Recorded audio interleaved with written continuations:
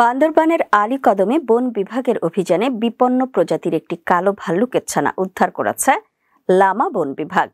বিভাগীয় বন কর্মকর্তার নির্দেশে তৈন রেঞ্জের আওতাধীন আলীকদম বাজার এলাকা থেকে গোপন সংবাদের ভিত্তিতে ছানাটি উদ্ধার করা হয়। 25 নভেম্বর দুপুরে সহকারী বন সংরক্ষক মাসুম আলমের নেতৃত্বে বন্যপ্রাণী অপরাধ দমন ইউনিট আলীকদম বাজারের পাশের একটি পরিত্যক্ত স্থান থেকে ভাল্লুকের ছানাটি উদ্ধার করে।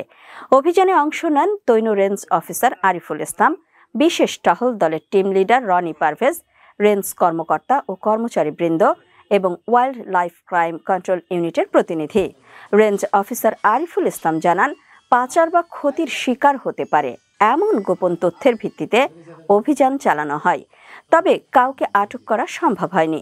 উদ্ধার হওয়া ভাল্লুক ছানাটির উচ্চতা 18 ইঞ্চি, লম্বা 20 ইঞ্চি, ওজন প্রায় 6 কেজি এবং বয়স আনুমানিক 8 মাস। উদ্ধার অভিযানের সত্যতা নিশ্চিত করে লামা বিভাগীয় বন কর্মকর্তা মোস্তাফিজুর রহমান বলেন, গোপন সংবাদের ভিত্তিতে দ্রুত পদক্ষেপ নেয় বিপন্ন প্রজাতির ভাল্লুক ছানাটি নিরাপদ রয়েছে। বর্তমানে এটি বন বিভাগের হেফাজতে নিবিড় পর্যবেক্ষণে আছে। শারীরিক অবস্থা পরীক্ষা নিরীক্ষার পর ছানাটিকে সাফারি পার্কে হস্তান্তর করা হবে। বন্যপ্রাণী বিশেষজ্ঞরা জানান, এশিয়ান কালো ভাল্লুক বাংলাদেশে অতি বিপন্ন প্রজাতির তালিকায় রয়েছে। পার্বত্য চট্টগ্রামে বন নিধন ও বাসস্থান সংকোচনের কারণে এরা প্রায়শই লোকালয়ে চলে আসে। বন বিভাগের এই সময়োপযোগী পদক্ষেপ বন্যপ্রাণীর সংরক্ষণে গুরুত্বপূর্ণ উদাহরণ হিসেবে বিবেচিত হচ্ছে।